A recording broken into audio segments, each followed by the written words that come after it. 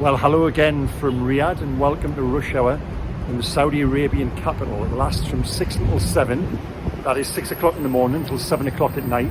Yeah, there is traffic here everywhere constantly and horns blaring as well, so there you go. I said these videos were going to be, part travel log, part adventure, so we've also got the call to prayer going out in the background. I'm not sure if you can hear it, but you don't get any more authentic than that. So yeah, here we go. And first of all, really, this is the second instalment of my video diary from Newcastle United's warm weather training camp, and I must apologise for the first instalment because I watched it back last night, and yeah, it was 3 minutes of nothing really, wasn't it? It was content for the sake of content. I had nothing to say. I'd only been in the country a few hours, and I went to watch Newcastle United train yesterday morning, and I realised watching it back that I should say sorry for anyone who wasted 3 minutes of their life going through it, because we hadn't spoken to Eddie or any of the players or anything, so you weren't alone, because I wasted 3 minutes of my life as well. So yeah, hopefully this one will be a little more entertaining, because not only are we on location in downtown Riyadh during rush hour, we've also done a little bit more of our time during the course of the past 24 hours, and I'm just actually leaving behind me there. You can see over my shoulder, but the Hyatt Regency Hotel, where Newcastle United have just held a fan engagement event. Now I would like to say that the traffic there behind me is the Saudi-based supporters leaving the event. It's not, but there were, it did still get into double figures, the amount of Newcastle supporters who were there in traditional Saudi dress, and we spoke to a few of them, and they did speak with great enthusiasm and great excitement about Newcastle United being here in Riyadh, and the fact that PIF have invested in the football club. And during the course of the past 24 hours, I've tried my best to speak to as many locals as possible, be that in bars, cafes. I went out to a World Cup fan park last night, and everyone does know Newcastle United. You can only really report what you see and what you feel, and certainly I know when some of my colleagues came out here perhaps a year ago, in the immediate aftermath of the immediate wake of the takeover, that there were some quizzical faces, but I think during the course of the past year, Newcastle's presence here in the capital, at least, it is far more prevalent. You see billboards, you see even shirts, the odd shirt here and there as well. Certainly at the fan park I went to last night. So yeah, and we've just spoken there, but Amanda Staveley, Darren Eales have just spoken at the fan engagement event. Eddie Howe came along, and so did Jamal Lascelles, Sean Longstaff, and Jacob Murphy as well. And certainly Darren and Amanda didn't really make any attempt to hide the club's ambition in terms of what they want to do and where they want to take it. Quite an amusing moment as well. Jacob Murphy was asked a question about ambition and expectation, and while the official line has always been to keep a lid on expectation, with Eddie Howe sat 3 or 4 feet away from him, Jacob Murphy admitted that if they take points off Arsenal, suddenly it blows the title race wide open, which triggered much laughter and a response of sorry Gaffer, no pressure from Jacob down to Eddie. So what we've seen during the last 24 hours, certainly from the isolation of a football perspective, and we have been up at the team hotel, we've sat with Eddie, we've spoken to the players.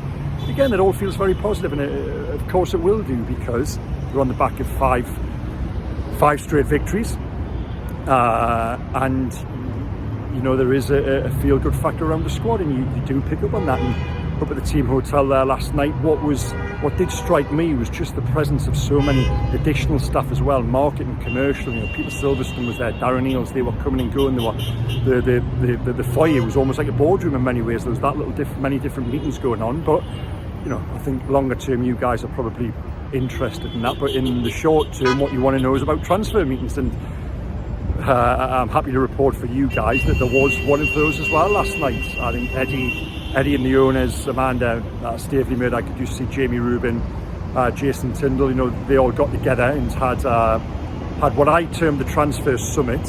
Eddie Howe wasn't best impressed with with that description of transfer summit. He urged me not to use that in copy or anywhere, but I just have. But yeah, so they spoke about transfers, and we, a few reporters who are here, we spoke at length with Eddie about the January window, and I know that is what you guys want to hear about. And the message is don't expect a great deal of business, you know. And there are a number of reasons for that. They're twofold. One is that Newcastle are probably still limited to a degree by FFP, and you know, the further down the line they go in terms of jumping out of the way of a bike there on a pavement. But anyway, we'll go with it. They are still limited by FFP because they have spent during the course of the last 12 months. They have already spent £200 million, and Eddie did stress that. But in the same breath, he did say, you know, I want to. He doesn't necessarily want it to die. He doesn't want to use two things as an excuse. He doesn't want to use FFP or the fact that Newcastle are doing very well to sit back and say, you know, I don't want to improve this team. He said, absolutely, you know, being third in the table isn't a reason to rest on laurels. You should be strengthened from a position of strength. And we've seen Newcastle United famously in the past, after finishing fifth the summer, which, bless them, is infamously referred to as the summer of Vernon and Anita, when Newcastle didn't really kick on. Eddie's message to us guys yesterday was, if you're in a position like this, it is a time to strengthen as opposed to a time to consolidate. Again, I'm presenting a lot of flip sides here because this is what Eddie gave.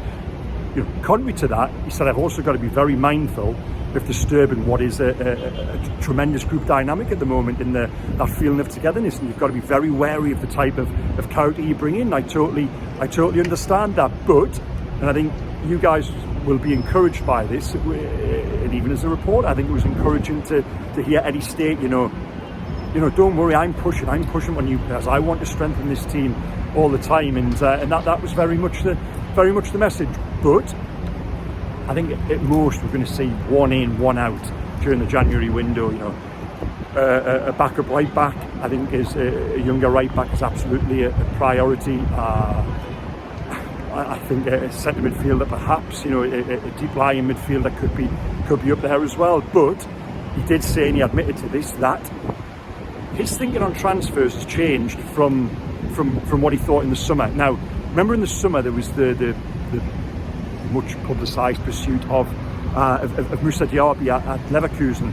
Now, Miguel Almiron's form has totally negated the need to go out and buy right winger in this January window, perhaps even next summer. You know, Miguel Almiron, he was someone I sat down with at the team hotel yesterday.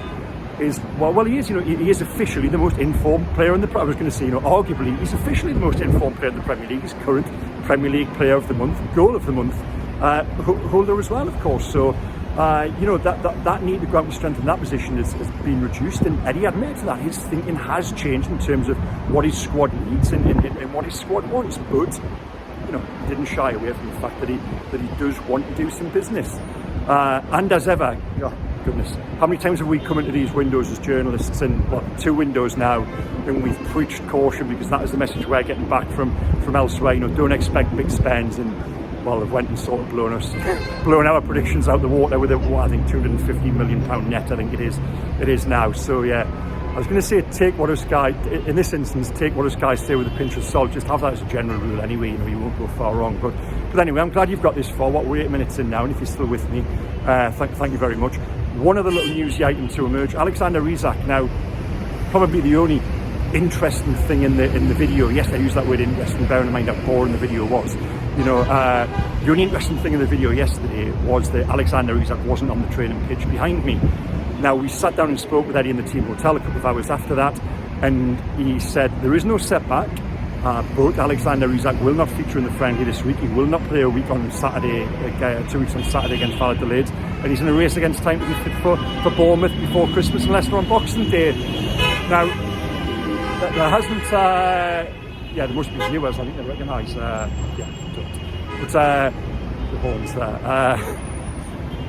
Now, while there's been no setback in terms of the injury, you know, it still is, for me, when we left going into the World Cup, I personally expected to be seeing Alexander Isak playing with a Newcastle shirt out here in Saudi, so it is a setback in that sense that, you know, the time scale has shifted back a little bit, but, you know, this is a £60 million asset. If they're not 100% sure, I don't think they are going to rush it, and that is probably the right decision when you think about his last comeback. He was due to be on the bench at Manchester United in October. He broke down on the Thursday before that game on the Sunday, and you know, he's barely kicked the ball since, not able to join him with with the main group yesterday. So yeah, that was one little newsy item to emerge from that. But yeah, Eddie was in good spirits, and listen, you know my thoughts on him. I just think he's a